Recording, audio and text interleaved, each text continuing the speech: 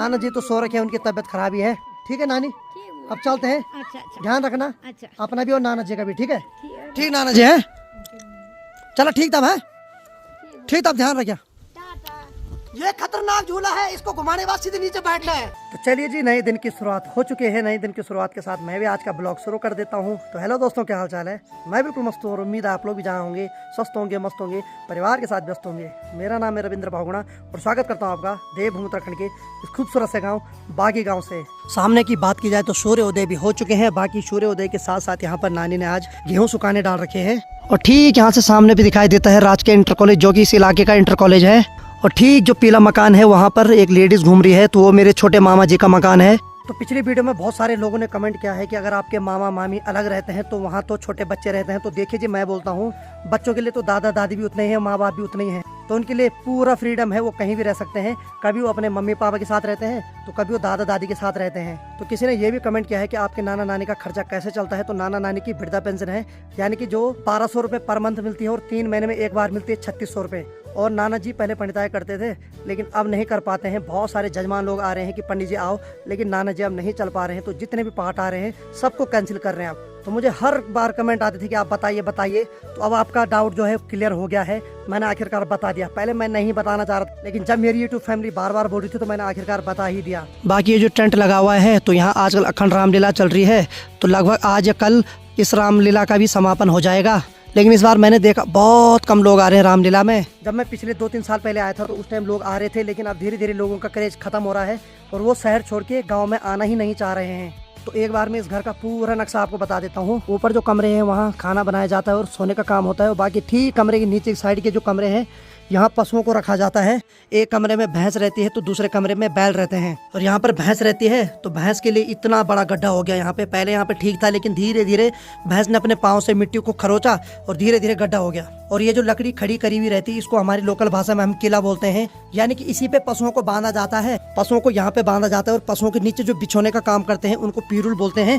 तो ये चीड़ की पत्तियाँ होती है, तो इनको जंगलों से लाया जाता है। जब चीड़ के पत्ते सूख के एकदम गिर जाते हैं तो इसको इस पे लाया जाता है। इसको हमारी लोकल भाषा में हम सोल्टी बोलते हैं, या घीड़ा भी बोलते हैं, या भैंटू भी बोल देते हैं। और ये जो जोल के आकार का है इसको हम डिक्योर बोलते हैं। यानी कि जब हल लगाते हैं तो हल से जो मोटी मोटी मिट्टी आती है तो उस मोटी मिट्टी को इसी से फोड़ा जाता है। और जैसे हम ऊपर वाले हिस्से में आते हैं तो ऊपर ये जितनी भी लकड़ियाँ है सारी काली हो रखी है। तो ये फट्टा है और फट्टे के ऊपर चादर बिछा रखी है और दीवार भी काली हो रखी है। तो दीवार पे ये जो काला काला जमा हुआ है इसको हम लोकल भाषा में किरू बोलते हैं। तो जिस कमरे में आग जलाई जाती है और वहाँ से बार बार जब धुआं आता है तो उससे ये किरू जमता है। इस घर में बहुत सारी ऐसी चीजें हैं जो लुप्त हो चुकी है। जो मेरे सामने है इसको हम खादरा बोलते हैं और ये त्रिभुजा आकार का होता है। इसमें पहले के जमाने जब लाइट नहीं होती थी तो लैंप लूम्प रखने के काम आता था। आज तो इसमें कॉलगेट, चार्जर, ब्रश सब रखे हुए हैं। तो सोचिए क्या दौर था वो जब लैंप जलाते थे लोग। और ये भी यहाँ का मेंबर है, इसका नाम डुग्गू है। तो ये फीमेल डॉग है और कुछ महीने बाद इसके भी बच्चे होने वाले हैं। और ठीक जैसे हम दरवाजे से अंदर जाते हैं तो यहाँ पर मेरी नानी अपने चूल्हे के पास बैठ रखी है और मेरे लिए गर्मा गर्म चाय बना रही है। और इस कमरे में चारों तरफ लाल मिट्टी की पुताई हो रखी है। इस मिट्टी को हम लाल मिट्टी बोलते हैं। तो इसको जंगलों से लाया जाता है। तो एक बाल्टी में मिट्टी को डालते हैं, उसमें पानी डालते हैं, उसके बाद उसमें एक कपड़ा भिगाते हैं, उसी कपड़े को दीवार पे पोतते हैं तो उससे ही पुताई हो जाती है। ठीक जहाँ पर नानी बैठ रखी है, नानी के दाएं साइड यहाँ पर भी एक खादरा है। तो यहाँ पर भी किचन का जो सामान है उसको रखा जाता है ताकि चूहे बिल्ली से वो बच के रहे। बाकी ये जो चूल्हा है इसकी लाल मिट्टी से हफ्ते में एक बार लिपाई पुताई करनी पड़ती है, क्योंकि जब मिट्टी गर्म होती है तो मिट्टी टूट जाती है। तो कुल मिला के बात है कि इसकी भी मरम्मत करनी पड़ती है हफ्ते में एक बार। तो गर्मा गर्म चाय बन के तैयार हो गई है। बाकी नानी उसके ऊपर अब कढ़ाई लगा रही है और अब नाश्ते का भी बंदोबस्त हो रहा है। बाकी इस कमरे में आप देख सकते हैं यहाँ पर एक अलमारी है। तो पहले के जमाने ऐसी अलमारी होती थी, जैसे इसको खोलते हैं वैसे इसके अंदर सामान रखे रहते हैं, जैसे दूध हो गया, तेल हो गया। बाकी जो अपना डेली वेस्ट का सामान है वो अलमारी के अंदर रखा जाता है। तो अलमारी पे एक छोटी सी लकड़ी लगाई जाती है और ये कुंडे का काम करती है। और ठीक जो ऊपर छत की तरफ है ये फट्टे जो लगा रखे हैं इसको काकर बोलते हैं। और इस काकर में लकड़ियां रखी रहती है, क्योंकि जब बर्फबारी होती है तो उसके बाद यही लकड़ियां जलाने के काम आती है। और बाकी ठीक जो सामने पे वो है रोशनदान और वहीं से धुआं बाहर जाता है। और इस काकर के ऊपर जब लकड़ियां बहुत ज्यादा हो जाती है तो फिर धुआं यहाँ से बाहर चले जाता है, क्योंकि ये रोशनदान बंद हो जाता है। और बाकी जैसे ही नजर यहाँ पड़ी तो यहाँ पे एक छोटा सा रैक बना रखा है। ये अपने हाथ से बना रखा है, टेम्पररी रैक।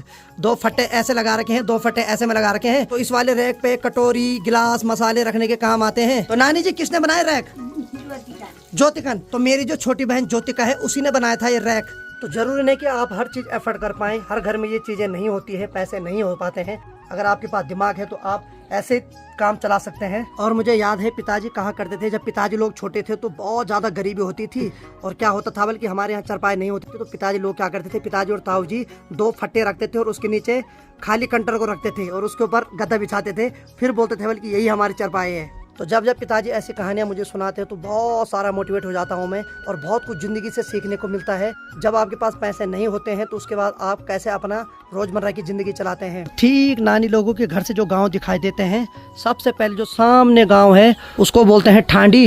इसी गांव में 3 साल में एक बार भेड़ों के तमाशे होते हैं, जहाँ की मैं पिछली बार गया था। और ठीक इस गाँव के इधर साइड ये जो दूसरा गाँव है इसको बोलते हैं कुमारकोट। ये भी बहुत दूर पहाड़ी पर गांव है। ठीक वहां से जब इधर साइड नजर पड़ती है तो यहाँ है चरगड्डी। इस जगह को बोलते हैं चरगड्डी। अब यहाँ से एक सड़क ऊपर जा रही है जो कि कुमारकोट और उधर जो सामने गांव है ठांडी, उन दोनों को आपस में मिलाती है।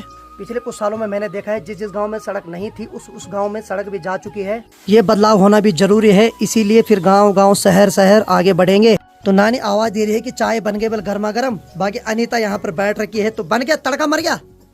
वाह वाह वाह वाह, तड़का भी लग गया भाई। गर्मा गर्म चाय का मजा लेते हैं। तो यहाँ डुगू को भी नींद पड़ी हुई आराम से। बाकी भाई कन्हैया भी आ गया है अपने दूसरे वाले घर से। तो ये लोग आते रहते हैं अपने दादा दादी के पास, क्योंकि इन्हें पता है कि हमारे दादा दादी ने क्या स्ट्रगल किया है। मुझे भी जब जब समय मिलता है तो मैं अपनी दादी को मिलने हमेशा उत्तरकाशी में जाता हूँ। और दादाजी तो अब इस दुनिया में है नहीं, तो जब तक दादी है तब तक कोई भी कमी नहीं करूंगा उनके लिए, क्योंकि बाद में फिर पछताता है इंसान। तो चलिए जी, गंगा भी आ गई अभी, और गंगा ने मेरे लिए अखरोट ला रखे हैं ऊपर ला, और कन्हैया ने भी मेरे लिए अखरोट ला रखे हैं, यानी कि हमारा रंगा भाई। क्या लाए दिखाओ जरा। ये देखो भाई, इतने सारे अखरोट लाए इसने अपने पेड़ से। अच्छा एक बात बताओ, पेड़ से लाए क्या अपनी जो आपकी कला है टपाने की उस वाले कला से लाए? कहाँ से लाए?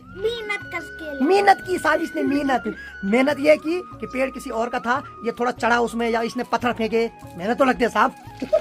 ठीक है ठीक है ठीक है। तो गंगा के सारे अखरोट भागने लग गए हैं। गंगा ने कंडी में भर के लाए अखरोट। पकड़ पकड़ पकड़, भाग रहे पकड़ पकड़ पकड़, हाँ पकड़ पकड़, शाबाश शाबाश, काना काना, पकड़ पकड़ पकड़ पकड़। हाँ बाकी भाई गर्मा गर्म खाना बन के तैयार है। तो खाने में राजमा की और बड़ंगा की दाल है और मक्खन भी दे रखा है। तो दिन के 12 बज रहे और खाना हमने खा लिया है। और यहाँ की बात की जाए तो अनीता अपनी लाइफ का पहला ब्लॉग शूट कर रही है, यानी कि इसका भी बहुत जल्दी चैनल खुलने वाला है और ये ब्लॉग आपको इसके चैनल पे देखने को मिलेगा। और हम लोगों ने खाना खा लिया है, बाकी इन्होंने भी खा लिया, और बाकी ये लोग तो लगे हैं यहाँ अभी भी झूला खेलने पे। और ये ऐसा झूला है, इसके लिए एक आदमी जरूर चाहिए, यानी कि 2 लोग इधर उधर बैठते हैं और बीच में घुमाने वाला भी चाहिए साथ में। तो इस वाले झूले में थोड़ा रिस्क भी है, क्योंकि आगे टाइम एक गिर गया था इस झूले से। तो ये देखो कितना भयंकर चल रहे हैं भाई साहब ये। वाह वाह वाह वाह, और भगाओ, अब मेरी बारी इनको और भगाने की।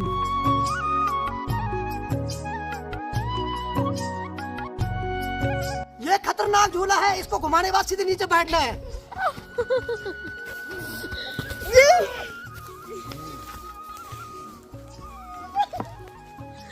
मैं भी गिर गया भाई, तो बहुत जल्दी भागना पड़ता है, नहीं तो मैं भी चले जाऊंगा इनके साथ। बाकी हमारी तैयारी हो गई है। बाकी अब गर्मा गर्म चाय बन रही है, उसके बाद निकलते हैं यहाँ से, क्योंकि गांव में क्या होता है कि जब कहीं जाते हैं या आते हैं तो सबसे पहले चाय दी जाती है। बाकी अनीता भी तैयार हो गई है। मन भी कर रहा जाने का?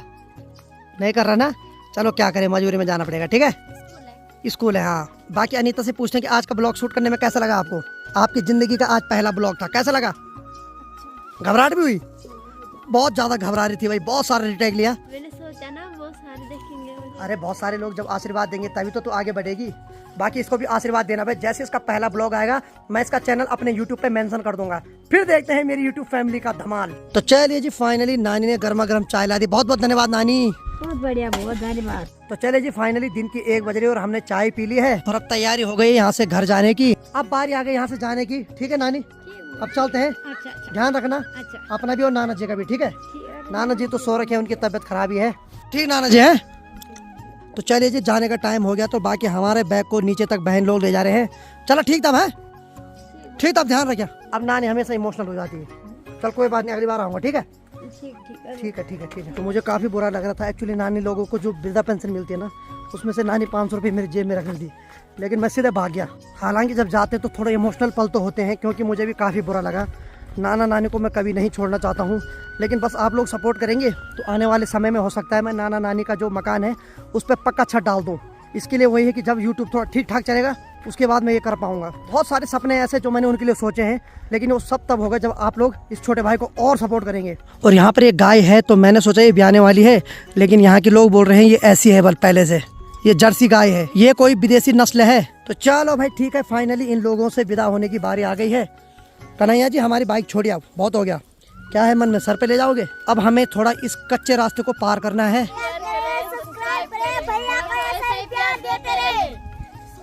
तो चलिए जी फाइनली इन लोगों से विदा होने की बारी आ गई है। टाटा, पढ़ाई करना ठीक है।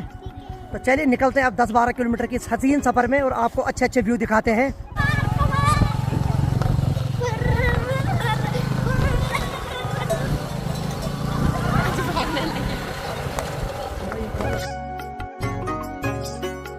यहाँ से एक सड़क तो नीचे जाती है जो हमारे गांव के लिए जा रही है, और बाकी यहाँ से एक सड़क ऊपर के लिए मुड़ रही है। तो ये जो ऊपर सड़क जाती है ये जाती है बूढ़ा केदार के लिए, और हमें यहाँ से सीधे आगे जाना है। और यहाँ से पल्ले साइड होते हुए लगभग 10-12 किलोमीटर दूर हमारा गांव है।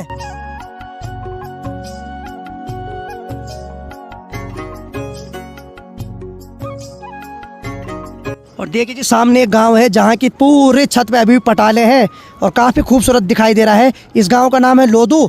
और लॉकडाउन के समय ठीक उस गांव के नीचे जो नदी बह रही है, उस नदी के किनारे पे ये जो फील्ड है, हमने यहाँ टूर्नामेंट खेला था लॉकडाउन में, और इस बार नदी आने की वजह से वो फील्ड बह गया है, थोड़ा बहुत दिखाई दे रहा है।